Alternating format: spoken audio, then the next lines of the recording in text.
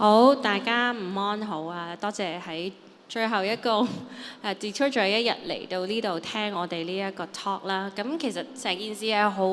casual 嘅。如果當中你哋有咩問題咧，隨時可以舉手嘅。咁今屆嘅 detour 咧就探討一個人擁有 having 同埋 being 一個人係啲咩嘅呢一樣嘢嘅關係啦。咁我哋呢個 session 想透過一個歷史嘅角度去睇呢件事。咁 having 咧就喺設計嘅角度嚟睇咧，係可以涉及物件啊、平面設計啊、建築啊，甚至係一個數碼平台嘅一個體驗嘅。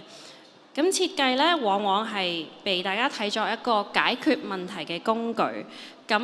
我哋用返一個好著名嘅設計史學家Victor Magolin 嘅一個 definition 咧，其實設計咧係可以包括有形嘅東西啦，即係例如係人造嘅產品啊、物件啊、視覺語言傳達之類，或者亦都可以係無形嘅嘢嘅，即係例如係一個體驗啊、一個系統啊、一個環境嘅一個感受，呢啲都係其實設計嘅一部分。咁再講一講 being 啦，咁 being 可以睇成我哋嘅行為、決定啊、情緒啊、狀態，呢啲都係我哋 being 嘅一部分。咁有趣嘅係，我哋究竟有幾多係真正自己決定嘅 being？因為個 having 佢有呢個 being，定係大環境，定係有其他嘅因素去影響咗我哋呢一個 being 呢？咁我覺得設計歷史係好適合去探討呢個題目嘅。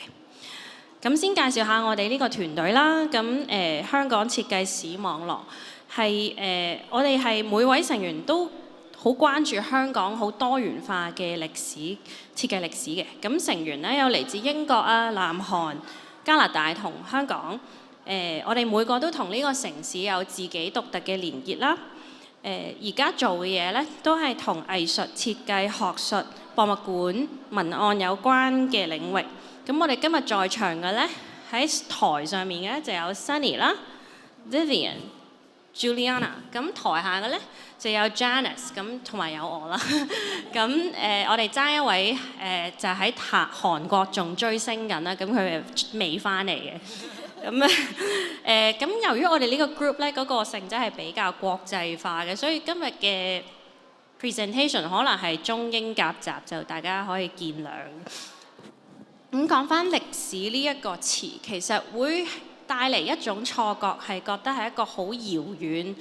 同我哋而家冇關係嘅一件事。但係其實歷史咧，同我哋今日習以為常嘅嘢，其實係密不可分嘅。佢可能係前人種下嚟嘅一個因啦，佢亦都而家我哋覺得好盛行嘅新嘅風潮，亦都可能係接觸緊以前發生緊嘅一啲事情。咁如果講到香港人嘅 being，我大家都應該唔會反對，我覺得 shopping 係香港人嘅 being 嘅一大部分。咁我哋真係好犀利啊！網上到實體啊，本地再衝出去國際，都係好努力咁樣喺度消費嘅。咁我哋就住消費呢個題目咧，去帶俾大家好多你覺得冇乜拉楞，可能冇乜拉楞嘅例子啦。但係其實又可以透過呢啲設計嘅例子咧，去探討香港人點樣去建立消費呢一個興趣同專長，同埋點樣透過消費咧去表達我哋自己嘅。咁我交俾 Sunny。好，多謝 Jennifer。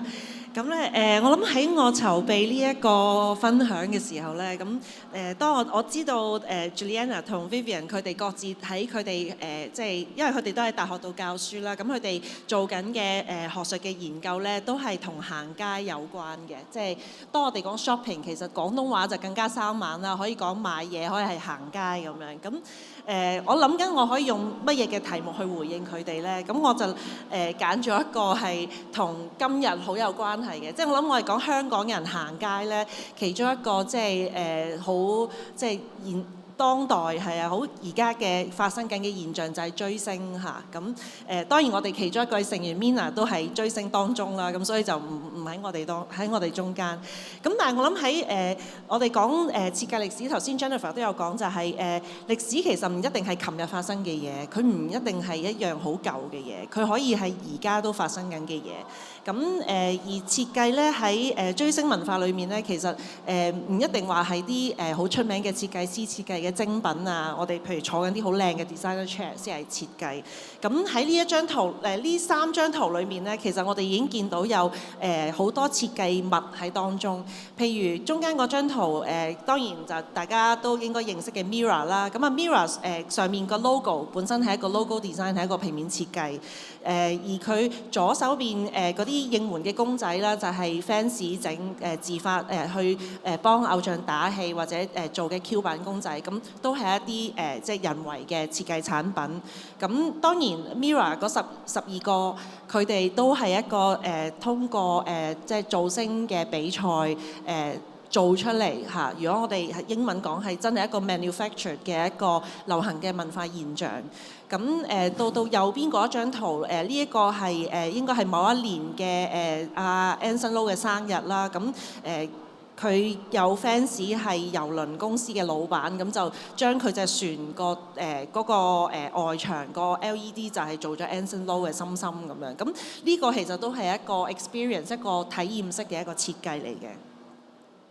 咁但係當然我哋如果追溯翻流行文化嘅歷史啦嚇，即係我諗只要有星就會有追星啊嚇。咁而香港最早嘅星可以係邊一個咧？咁我就諗起任劍輝啊嚇，即係呢個粵劇界嘅一個好出名嘅文武生啦。咁我諗到而家都即係都仲會有好多人記得佢咁。咁佢有個稱號叫做戲迷情人啊嚇，即係當佢係50年代開始出名嘅時候，咁佢啲 fans 原來已經係有好多嘅 fans 好迷佢嚇，即係好似佢個稱號一樣。咁右邊嗰張圖阿任劍輝側邊嗰位就係白雪仙啦。咁白雪仙係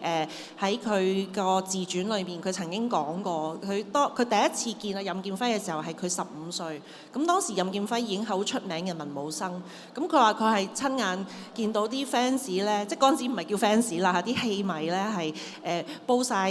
魚翅啊、燕窩啊，咁啊追住佢去戲棚嗰度就排隊去即係 serve 佢咁樣。咁啊即係睇到即係當時嘅星咧，真係好似神一樣咁樣一個存在嚟嘅。咁去到再後少少60年代啦，咁我諗睇到右邊嗰張圖就係陳寶珠啊嚇。咁陳寶珠咧就係有個稱號叫影迷公主啊嚇。咁我諗以前啲星咧都係即係唔係情人就係公主就係王子啊或者皇帝啊咁樣，即係一個好尊貴好遙遠嘅存在。咁但係阿陳寶珠咧佢係佢其中一個即係令人好印象好深刻，就係佢去到邊咧都好多 fans 跟住佢嘅。咁佢到而家都係嘅，即係佢出席活動都係有好多 fans 喺後面。咁就好似佢呢張即係黑白相咁樣，就係即係我諗陳寶珠佢有一個好獨特嘅形象，就係因為佢當時好多電影嘅角色咧都係演繹當時嘅比較現代嘅女性啦，就唔再係一個家庭主婦咁樣嘅角色，而係會出嚟做嘢，佢有自己嘅形象，佢有自己嘅性格，佢有自己想做或者唔想做嘅嘢咁所以佢即係因為咁樣，佢吸引咗好多女性去追隨佢咁樣，就好似呢張相一樣。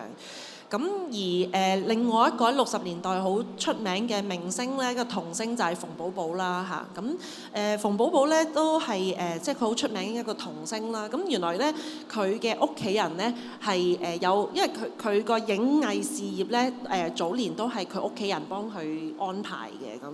咁咧原來佢就屋企人幫佢出過一個產品，就係中間呢個藥油叫寶寶油咁樣。咁啊左邊呢一張相咧就其實嗰度有啲細嘅字就寫住送給寶寶油用戶咁樣。咁啊原來咧佢除咗出呢個即係希望家家戶戶都會搽嘅藥油之外咧，就係會出埋好似即係後尾啲明星相咁樣，咁就送俾啲佢啲粉絲咁樣。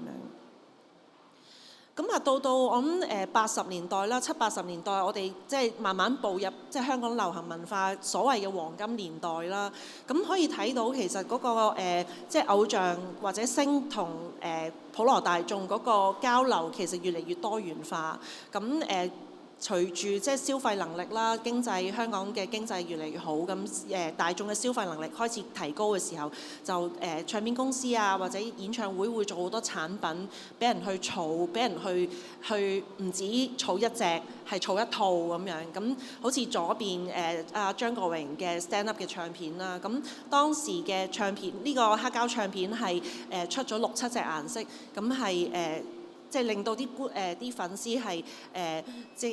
以買一套咁樣作為一個目標咁樣。而右手邊見到阿林子祥同埋許冠傑咧，佢哋都係早年喺紅館做30場、40場嘅歌星啦。咁佢哋嘅演唱會有一個好大嘅特色，就係會送好多禮物出嚟嘅，即係可以買嘅亦都好多送嘅咁樣。咁會簽咗名嘅一啲紀念品咁樣。咁啊林子祥有一個特色就係佢嘅因為佢好中意打網球㗎，咁佢每個演唱會咧，佢都會簽訂一啲簽名喺個網球上面，跟住就用網球拍咁樣拍去觀眾席，送俾啲觀眾咁樣。咁許冠傑亦都係有好多即係以香港文化啦，或者香港視覺文化做特色嘅一啲產品簽咗名咁樣去送出去咁樣。咁但係我諗喺直到即係由頭先任劍輝到即係啱啱我哋而家見到嘅呢一批，我哋見到即係偶像同觀眾接觸嗰個模式，或者去建構形象嗰個模式，都係好從上而下，都係個星或者個唱片公司或者宣傳人員去做一啲嘢，咁就去即係俾觀眾去買去擁有咁樣。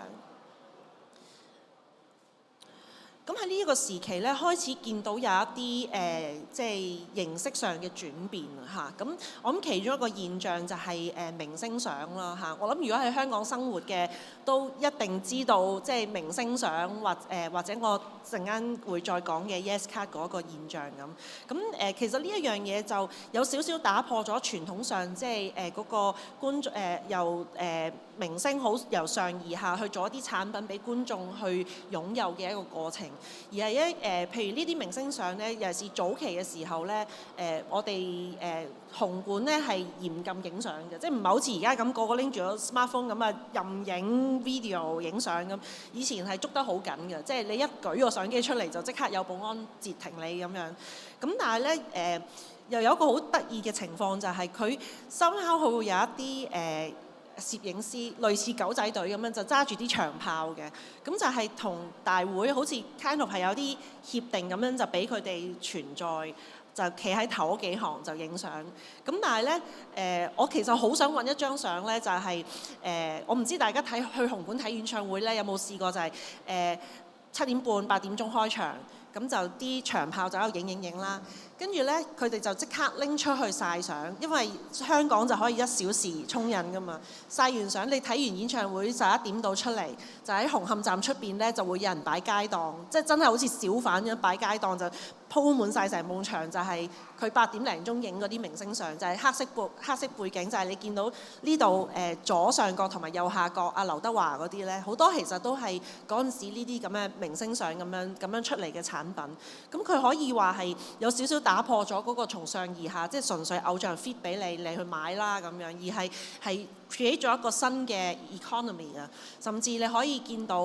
右上角係信和其中一間好出名賣明星相咁啊，生存到而家嘅一間鋪頭啦。咁譬如呢啲賣明星相，佢哋嘅鋪頭都話其實做明星相生意仲好過賣唱片，因為嗰個毛利更加高咁樣。咁當然隨住而家嗰個即係應援嗰個文化，咁佢哋亦都有所轉型啦咁。咁喺90年代其實到後尾有4大天王啊出嚟嘅時候，其實嗰個追星文化係越嚟越點點樣講咧？開始有啲趨向唔理性啊！咁咧喺左手邊呢個呢張圖咧，其實係當年 TVB 有一個即係應該係新聞透視類似嘅節目，咁就講當年90年代初嘅追星文化。咁嗰時四大天王出嚟就開始有啲學生唔返學，就係日日夜夜去電視台啊、電台門口就追車啊，淨係即係好危險嚟嘅，去追車啊，或者去唱片公司門口嗰度就等啲偶像出嚟咁樣。咁左邊呢張圖就係當年嘅寶麗金唱片公司，就喺嘉利大廈，即係佐敦嘉利大廈。咁就而家即係有一場大火之後就重建咗啦。咁但係當年就係啲 fans 就係喺寶麗金出邊就係守候唔肯走，咁就寫滿晒啲偶像啲名啊，我好愛佢啊嗰啲好唔理性嘅嘢咁樣。咁其實當年呢一個訪問咧有一句我印象好深刻㗎，因為咧佢訪問有一個歌迷，點解你又唔讀書，又唔返學，又唔返屋企咁樣喺度追星咁樣？咁嗰個歌迷就話：佢話佢覺得即係追逐啲偶像，好似揾到個信仰咁樣。係啊，佢覺得係即係原來即係對佢哋呢代即係呢一班人嚟講，即係追星已經唔係淨係要儲好多嘢去擁有物質上一個身外物嘅滿足感，而係已經變咗係一個情感嘅投射，或者已經係一個精神嘅寄託咁樣。咁去到呢一個時，其實同樣呢個時期咧，亦都係卡拉 OK 嘅興起啦。咁卡拉 OK 有一個好有趣嘅現象，我唔知係咪香港獨有，我唔知日本有冇其實就係新歌試唱啊嚇。咁就係啲唱片公司咧會同啲卡拉 OK 嘅公司合作，咁就會有一啲歌咧，即係主打歌咧，就係會派俾佢哋咧，係俾佢哋淨係佢哋先可以唱到咁樣。咁呢一個新歌試唱咧，其實可以，如果我哋對應翻回應翻即係 Detour，即係 from having to being 嗰個主題咧，我會睇佢其實係卡拉 OK 就係好似即係將你擁有嗰樣嘢變成一個情感嘅投射咁樣。你去唱偶像嘅歌，你去搶先去唱佢哋嘅歌嘅時候，你都將你自己嗰個感情嗰個狀態去投射咗喺呢啲佢唱歌嘅過程裡面。咁喺呢度咧，我想介紹一個即係可能如果係讀文化研究嘅或者對文化研究有了解嘅朋友，可能都聽過一個理論，就係叫文化回路啦。咁係一個90年代喺英國提出嘅一個理論。咁我哋如果嘗試將各樣設計嘅物品或者即係無論係有形嘅設計或者係無形嘅設計擺喺呢一個圖嘅中間，我諗我哋都可以睇到，即係設計如何被呈現啦，如何被再現啦。經過唔同嘅演繹之後，佢係不斷咁建構唔同嘅身份認同。佢經過生產同埋消費亦都會經歷唔同嘅規管咁。咁呢一個係喺我諗往後 Vivian 同 Juliana 佢哋分享嘅案例入邊咧，都可以嘗試去套用呢一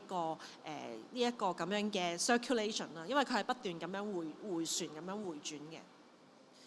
喺追星文化當中咧，有一個幾有趣嘅案例嘅。咁啊，唔知大家仲認唔認得左手邊嗰個女士係邊個？嗰個其實係汪明荃嚟嘅，汪阿姐嚟嘅。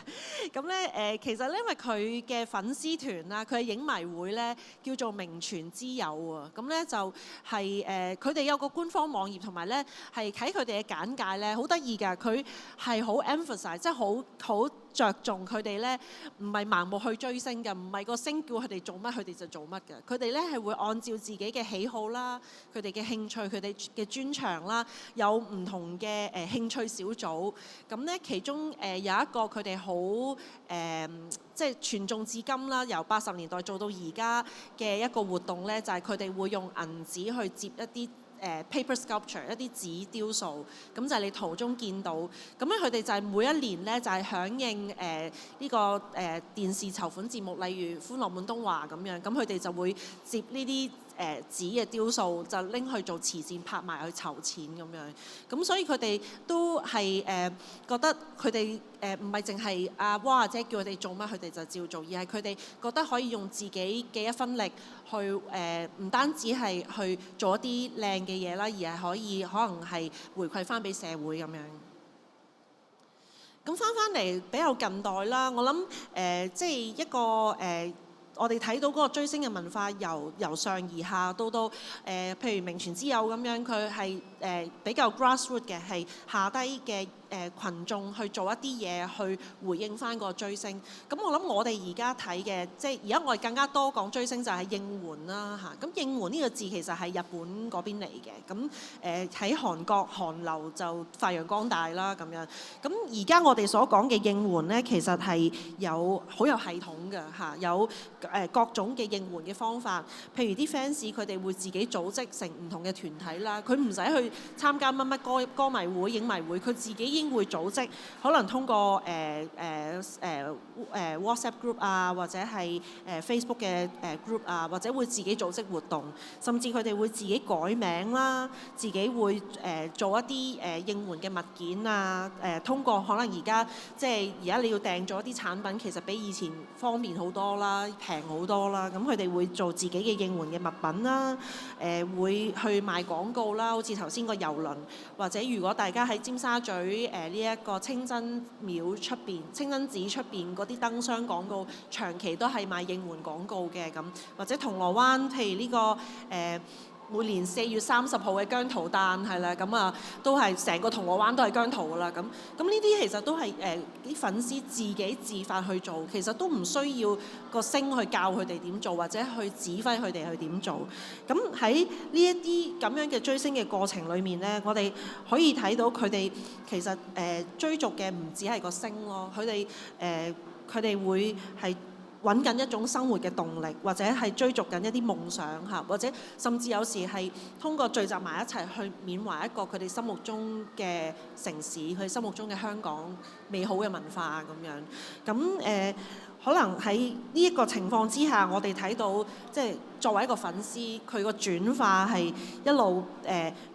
從 consuming 買嘢，單純買嘢，去到係 creating 去自己做一啲嘢，到其實最近期係已經係 curating， 佢哋自己會策動一啲活動，或者策動一啲空間，譬如啲粉絲會租迷你倉做自己嘅應援嘅收藏館啊咁樣。咁呢啲都係可以睇到，即係如果我哋喺即係用一個設計師作為一個研究嘅方法，我哋睇到一個咁樣嘅演變咯。咁跟住落嚟，我分享嘅環節就嚟到呢一度啦。咁跟住我會將時間交俾 Vivian。咁咧我哋會將個時間軸咧由2024年教翻去70年代嘅香港嚇。So Vivian, Thank you. Thanks, Sunny. So I'm going to talk a little bit about the background of shopping. So how did shopping become this important part of Hong Kong society?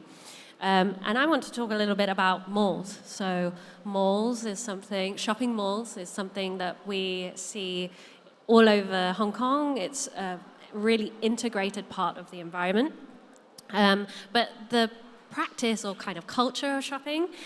we can really root back to, at least on a mass scale, we can really root back to the 1960s. And even though shopping malls are everywhere now in Hong Kong, shopping actually has quite a lot of design behind it. So beyond just its kind of architectural value, it also contributes to other kinds of design and making as well. So the shopping mall starts to become a space from the 1960s onwards. The first, of course, is Ocean Terminal. But I also want to point out that a couple of years later, we also see the first shopping mall within an estate, so at Wah Fu Estate. So we're starting to see this kind of crossover between public space or kind of entertainment space with the domestic space of the home. So after that, from the 1970s, you start to see every new estate being designed with an estate shopping mall as part of it. So after Wah Fu Chun, there's also Oi Man Chun. And this was kind of following in the same model of a commercial complex with a department store and a restaurant, and kind of connected directly to the housing estate flats. And Oi Man Chun is a more prominent example than Wafu Chun in the sense that it's right in the center of the city. So it's much more accessible, and it's kind of promoted as a space for not just the people who live in Oimanchun, but also for others who are kind of visiting and seeing it as a space to visit. And by the 1980s, each estate is not only being designed with a mall in mind, but also that the mall itself is kind of integrated into this kind of design thinking, incorporating interesting postmodern design features. So we have waterfalls or fountains, skylights, gardens, as a way of selling the estate both to a potential tenant, but also to visitors to come and shop in these estate malls. So at the same time, you also start to see malls, big and small, start to open all over Hong Kong, and it becomes this kind of typology that is produced again and again through the 1980s. So I'm going to use Lik Yuen Chun as an example to talk about this kind of crossover of shopping culture. Lik Yuen Chun's estate commercial complex is the first shopping mall in the new towns and follows in the model of Wafu and Oimanchun. So Lik Yuen Chun also includes a department store and a supermarket, and new types of shopping experiences for the residents. So, for example, the supermarket as a kind of space to replace going to the market. And this was to kind of offer an alternative to the illegal hawkers who were kind of based in the neighboring villages in Sa Tin at that time. Or they would be arriving at the estate to to serve the residents with their grocery shopping before the hawker police would arrive. So the design is also part of trying to deter residents from using these hawkers, literally lifting them off the ground and changing what it means to what is hangai. It's a very they're changing the space of how that is being done.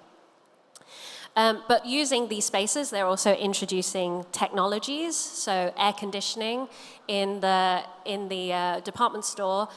One of the factors was that you could shop with air conditioning, as well as the checkouts in Welcome on site. So we're seeing this to kind of help build an idea of modern living to estate residents. At the same time, there also starts to be these weekly free bilingual magazines. So these magazines were published in both English and Chinese, which would kind of teach people how to shop. So articles would include recipes that can kind of fused Western and Cantonese cuisine, articles about ovens and English lessons, features on the local arts and cultural festivals, and adverts for discounted clothes sold at the department store. And everybody knows now that Lik Yuen Chun and Sha Tin New Town Plaza are directly connected by the pedestrian bridges. So at the same time as Lik Yuen Chun was being promoted and opening their small mall, the government was collaborating with private companies to open Sha Tin New Town Plaza right next door and directly connecting through the pedestrian bridges. So when Newtown Plaza was opened, it was designed to be somewhere people wanted to go to spend time. So whether or not they could afford to buy any of the products that was being sold in this mall, the idea was that the performances, the musical fountain would kind of still bring people in. Again, not only the estate residents, but also people from all over the city. And it became this kind of destination. So the poster on the left side is actually advertising the Newtown Plaza's opening in 1984. And you can see all sorts of activities happening, people, not only people shopping, but people with their first jobs, taking their children to dance classes and sports classes. So it's promoted as also this kind of space for lifestyle as well as kind of the act of shopping. And then by adding the pedestrian bridge from Lake Yuen Chun to Sha Tin Newtown Plaza becomes this kind of extension of the estate and connected how the estate design, lifting people off the ground, away from streets and hawkers, the mall was also teaching people how to become shoppers. So just hanging out in this space also helped to kind of absorb this cultural phenomenon of shopping and consumption. And then finally, the Newtown Plaza was also this kind of training ground to teach people how to behave. So it's not only what you're supposed to want and have, but also how you are going to have it. So firstly, lifting people off the ground, but also creating this direct channel from home to the shops. But this time the idea was also to train regular Hong Kongers to become international shoppers. So, for example, through the Hong Kong branch of the Japanese department store Yaohan, which had its local branch in Newtown Plaza and nowhere else in Hong Kong. The workers who were local workers were trained to behave with particular kind of Japanese etiquette, a particular body language and the expectations of what shopping and service is supposed to look and feel like. But also within the first month of opening the mall in 1984, the mall collaborated with RTHK to promote stand on the right and walk on the left of the escalators all over the mall. So they were using celebrities, so we bring back celebrity culture again, and local school children and the scouts to literally demonstrate how to stand on the left and walk on the right, and use the escalators in this kind of polite and proper way. So it wasn't only the design of the buildings which really makes this space a kind of design space that influences shopping culture, but part of the package of designing these kinds of spaces was also to find a way to show people how to use it. This didn't always work, so hawkers were definitely still prominent throughout this time, and many people found other ways to do their real life everyday shopping. But after a while, the shopping mall becomes this core part of society. And right now we walk through malls to get to the MTR, to go to school, to work, to return home. And so after a while, shopping is really associated with this everyday modern living and everyday life. So the shopping mall wasn't just to teach people what to buy, but also how to buy things. So not only about this kind of having and consuming, but also about how to become a modern Hong Konger. And I'm going to pass on to Julie now for the next part.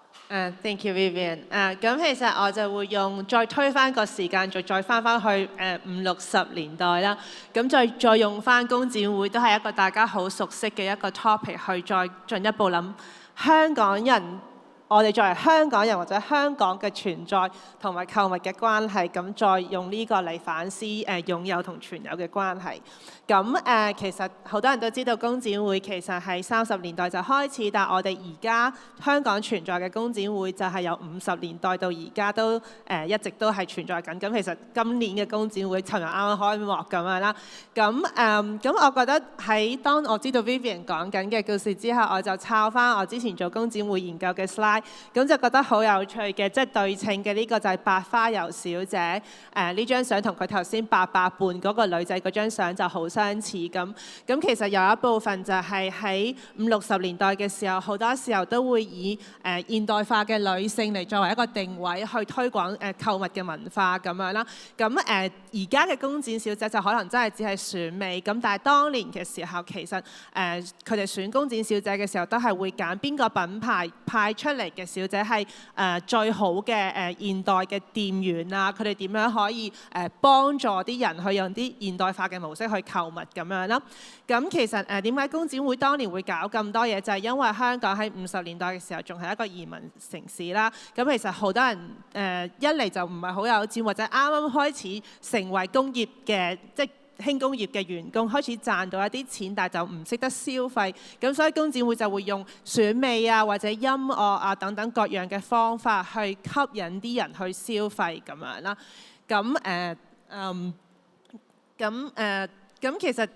工展會呢個 topic 其實喺設計史入邊係唔單止香港人會研究，而係好多國家嘅人都會研究世博會啊，或者工業展銷會咁，因為其實真係一個好多嘢可以研究嘅嘢啦。咁左上邊呢張相你就可以見到係呢個應該係68年嘅工展會嘅張相。咁我嘅 background 係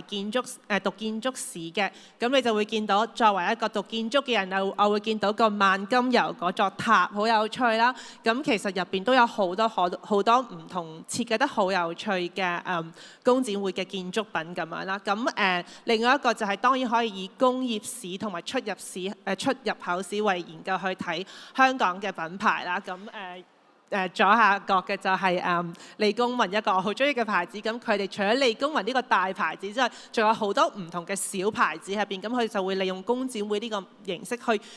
教導香港人點樣去揀一啲好嘅嘢去買咁樣。咁所以一方面係推銷啲產品，另一方面係以品牌嚟產生對於質量或者工業文化嘅定位咁樣啦。咁另外一方面就係所有呢啲故事都係雖然以香港為定點，但係同世界係有關係嘅。即係例如話工展會頭先所講，其實佢係喺30年代喺中國開始啦。咁30年代嘅時候，中國因為喺即係兩個戰爭之間，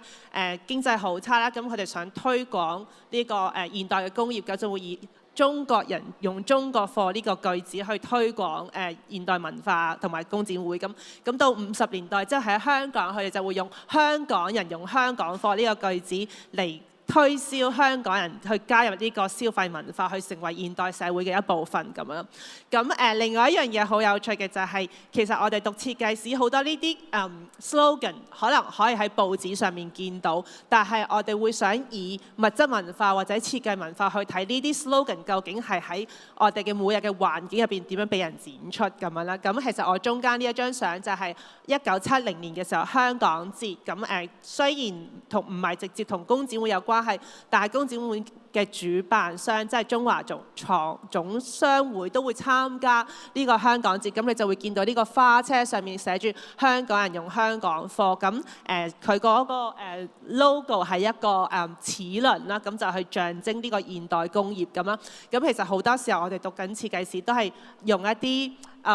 蛛絲馬跡去揾呢啲設計文化。咁我都講過好多次，就係我揾咗好耐都揾唔到香港人用香港貨呢個 poster 咁樣啦，或者一啲物質文化。咁最後喺啲廠商會啲大叔嘅相入邊就揾到呢個 background 入邊有一張相。咁就可以好明顯見到工展會嘅意義就係唔單止係香港人用香港貨，而係想用消費文化去推廣繁榮香港同埋安定社會呢個身份嘅象徵咁樣啦。咁其實所以我覺得工展會同 Vivian 頭先講緊係點樣用購物嚟教或者去訓練一個人民係好有關係嘅。咁去到60年代尾70年代頭，工展會自己就幾成功咧。咁但係當時香港嘅殖民政府就想揾一啲方法去令到都係一個移民社會嘅人對香港呢個地方產生身份嘅認同，同埋對於香港殖民政府所做嘅嘢有所認同咁樣啦。咁由68年開始，政府就喺工展會設立所謂嘅政府館咁樣啦。咁呢個一方面就係因為當時咁嚟香港有食水啊hygiene 即係 public health 嘅問題。公共衛生嘅問題啦，或者當時喺72年嘅時候，政府都引入呢個10年嘅建屋計劃嘅大型嘅公屋嘅計劃，咁佢哋就作用喺工展會入邊設立一啲政府館，去宣傳香港政府為香港人民做咗幾多嘢咁樣啦。咁一方面係工展會雖然 suppose 係賣嘢，但係都係一個 sell 嘢嘅地方。咁所以我覺得政府館就係一個好有趣嘅例子，就係其實喺呢個消費嘅文化入邊，香港人係首先成為咗一個 consumer， 即係首先成為咗一個消費者，先成為一個市民咁樣啦。咁同好多外國一啲理論，關於消費者同市民之間嘅 citizenship 同 consumer 之間嘅理論係有少少唔一樣嘅。咁呢個應該係即係政府館嘅一個例子啦。咁你都可以見到佢同嗰啲例如萬金油啊或者百輝油嗰啲檔口係唔一樣，係用一啲好現代式嘅建築啦。咁呢個其實係何濤即係設計香港演藝中心個藝術中心嗰個建築師嘅一個建築咁樣啦。咁你都會見到佢哋 sell 嘅嘢係關於食水啊、公屋等等，係而去對香港人產生身份認同嘅。咁我會 argue 其實除咗香港人呢個身份係透過消費或者行街嚟設計出嚟嘅話，香港呢個地方都可以用行街或者消費呢個形式去設計出嚟。咁其實工展會喺直至到去80年代為止，都係喺一啲新填海嘅地方所舉行嘅。咁例如呢張相又係68年嘅工展會啦。咁係一個鳥瞰圖，你就會見到佢其實當時係用緊紅磡啱啱填海出嚟嘅呢塊地嚟作為工展會嘅地方。咁其實之前喺搬去紅磡之前，政府都係俾灣仔嘅填海地工展會去做佢哋嘅地方咁樣。咁因為政府可能啱啱填完嗰塊地未賣地，或者佢哋賣咗地，但係嗰個土地未夠 settle， 唔可以起一啲高樓大廈，咁佢就會利用工展會去搞熱個場啦，令到香港人知道呢啲地方都係香港嘅一部分咁樣啦。咁所以即係我哋可以直接即係用設計師角度去推進一步話，用消費嚟將某啲土地變成香港。咁或者最尾我右手邊呢一張圖，你就會見到即係荒地一塊咁樣啦。咁即係工展會就喺地圖入邊白色嗰個地方咁樣。咁再楞翻去我哋之前嘅 presentation。咁我唔知你哋見唔見到一個黃色嘅角落仔咁樣。咁其實嗰個就係而家紅館嘅地方咁樣啦。可以見到喺紅磡鐵路上面。咁去翻去新年個 presentation 入邊講嘅紅館咁樣。咁所以我哋會覺得，即係我自己就會覺得讀設計史喺香港讀設計史好有趣，就係一方面當然我哋會講到一啲關於即係殖民時期嘅歷史啦，或者非殖民化嘅 critique 啦，或者頭先可能我哋會有講到好多女性喺度 sell 嘢，因為女性係一個 desirable 或者可以擁有嘅 object。喺我哋三個嘅 presentation 入邊都有即係關於形象或者身體嘅設計。而我講緊嘅嗰一部分好多都係關於流散性或者非線性嘅歷史，即係雖然係講緊香港歷史，但係同各個即係出入口嘅歷史啊，或者同中國嘅歷史都會有關係咁樣咯。Yeah, and my section might also be talking about the environment in the sense that the landscape of Hong Kong is covered in malls and malling of this city, but there's also this kind of bodily and sensory aspect to it. So even in the air conditioning or how Hang Gai actually has changed physically, that's sort of what I was kind of covering. 而我諗我講追星嘅部分，好多時候都係同感官有關係啦，因為真係會出去行街，亦都即係牽涉可能有啲追車啊，或者唱歌啊，一啲好感官嘅行為咁樣。咁但係我諗同時間佢即係雖然佢嘅時間可能由殖民時期到後殖民啦，咁但係其實都係 cover 緊一啲可能係非官方或者非殖民化嘅歷史，亦都係同我哋日常生活物質嘅生活好有關係。咁我哋今日嘅分享就大約到呢度啦。咁咧，其實我哋都好想大家，即係如果有啲乜嘢對於我哋頭先分享嘅內容有啲乜嘢嘅回應或者咩問題咧，都可以隨便去舉手，我哋可以遞咪俾你哋。咁應該我哋現場咧應該有派一個派一啲卡俾你哋，派一張好似閃卡咁嘅嘢。係啊，張銀銀地色嘅卡咧，咁上面有啲有唔同嘅問題，咁咧都係我哋研究設計史嘅時候成日會問嘅一啲問題啦，或者係回應翻今次 Detour 個主題會問嘅問題。咁希望都可以刺激到你啦，啟發到你去回應我哋今日呢個分享。係啊，好多謝大家嚟到 ，thank you。好，咁在場有冇任何嘅朋友有一啲問題想問我哋嘅講者？係明白嘅，通常都要時間去暖身嘅。咁我就準備好一條問題。咁其實我覺得好得意，因為我哋全部都係有讀設計歷史有關出身嘅，但係通常第一次聽到設計歷史就會覺得好似係咪講緊14世紀嘅一啲嘢呢？咁但係今日亦都睇到好多嘅例子係同，即係其實歷史唔一定係要同過去係遙遠嘅，甚至有時會話阿 Julie 都會有同我個人提過話，好多人會將 heritage 變咗 history， 即係愣咗一樣嘢。但係可唔可以講多少少？可唔可以用設計歷史去讀，即係而家今日發生嘅嘢呢？仲有可唔可以講多少少？例如話設計歷史呢一個 discipline， 其實係咪係結集咗？即係其實溝咗好多唔同其他嘅 discipline， 咁可唔可以再講多一下究竟係咩嚟嘅呢？即係點解我哋會4個變咗做設計歷史嘅呢？係。我可以開始先。咁其實點解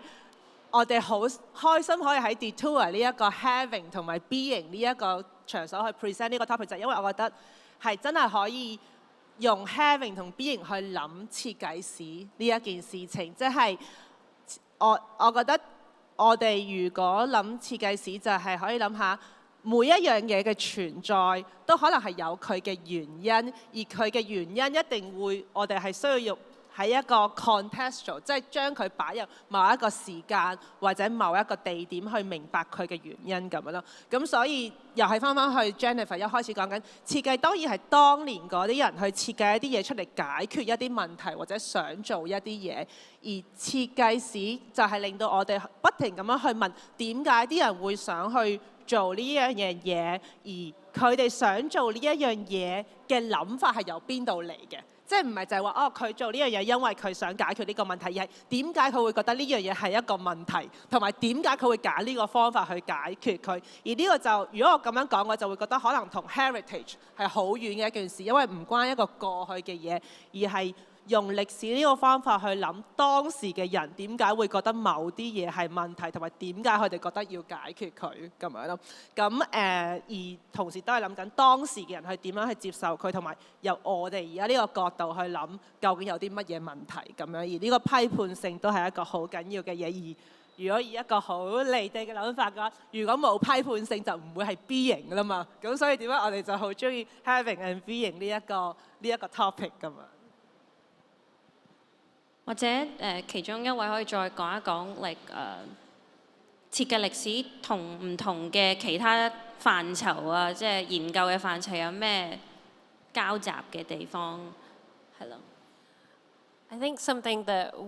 Julie and I talk about quite often is also, and this links to heritage as well, or this idea of heritage, is that design history perhaps kind of steers away from this nostalgia of something. So it's not just thinking back to a place and thinking, oh, wasn't that great? But it's also about asking these bigger questions about where did all of this come from? And kind of cutting through some of those assumptions that, say, for example, Hong Kong has always been about shopping. Like, that's one assumption. But also that fan culture has always been like this. And maybe there are some continuities, but that actually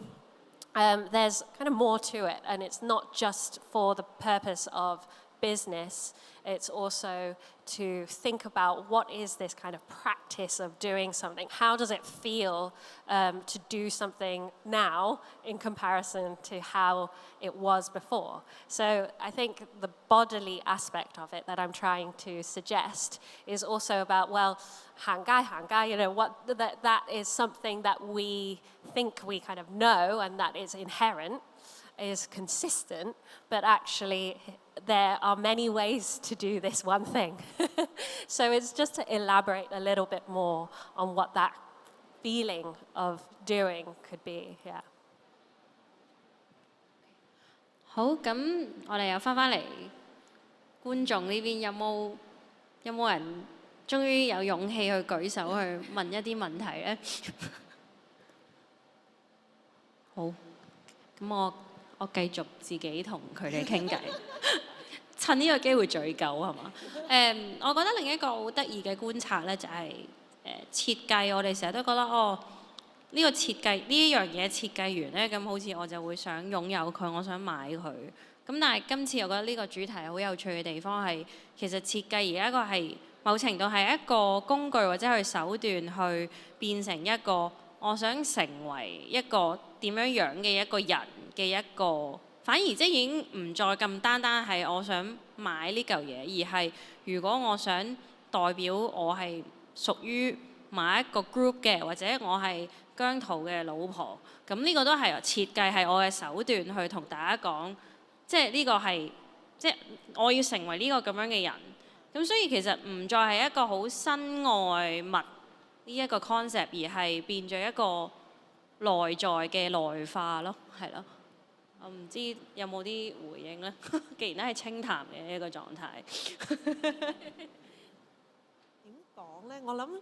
作為即係我自己就冇追星嘅，但係即係我諗作為一個即係喺香港就真係逃唔過啦。即係基本上即係你一定會識入某人係某個星嘅老婆咁樣。咁但係我覺得係即係嗰個我諗頭先 Jennifer 即係講話點樣由一個即係身外物變成自己都已經係其中嘅一部分。呢個係我諗係真係應援嗰個文化好成功嘅一個地方。但係亦都喺我做呢個資料搜集嘅時候係好有趣，揾到原來有一啲早啲嘅蛛絲馬跡嘅喎。即係我哋都唔係淨係好被動咁樣去接收韓流嘅影響，或者抄韓流嗰套方法，而係我哋都有自己嗰套方法去建構自己嘅身份咁樣。咁雖然都係即係揾張銀紙接隻船出嚟，即係成件事都係好消費主義嘅，其實係啊。咁但係又好有趣，即係睇到一個香港幾土炮自己嘅方法去揾嗰個身份咁樣係。I think it's also just acknowledging that having is an emotional thing. So the act of buying something has so much association kind of with it. So becoming a fan of something is not only because of the link to that person, but you're sort of absorbing the idea that ideas that come with it. So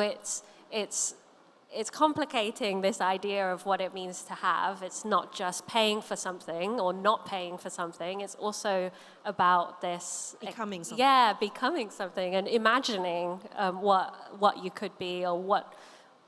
person you want to embody. Yeah. Or what kind of image you want to embody. Yes.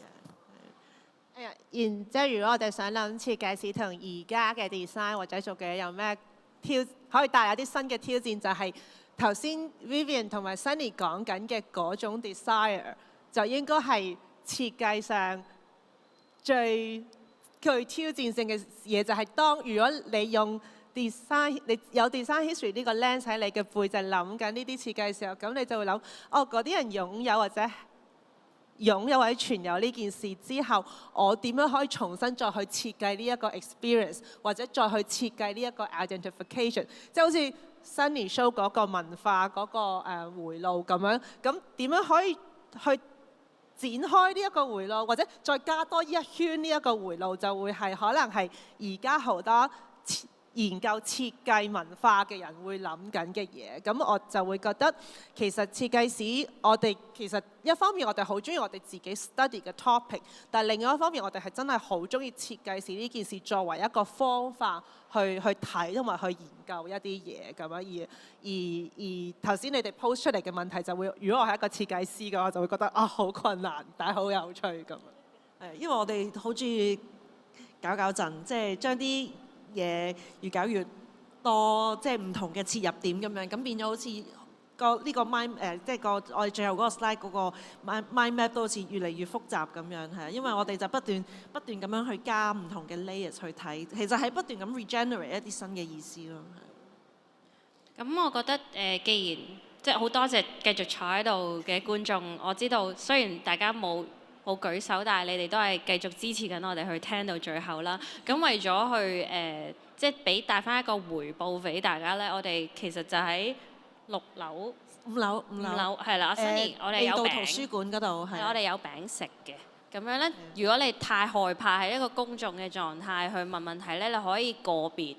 同我哋再繼續傾落去。咁係因為今日其實未到圖書館，佢哋今日主辦咗一個活動係介紹啲老餅家嚇，即係香港一啲本地嘅餅家，佢哋做嘅餅係有糖餅同埋西餅嘅混合體咁樣。咁佢哋今日就有一個咁樣嘅分享同埋示範，佢哋揾咗個朋友去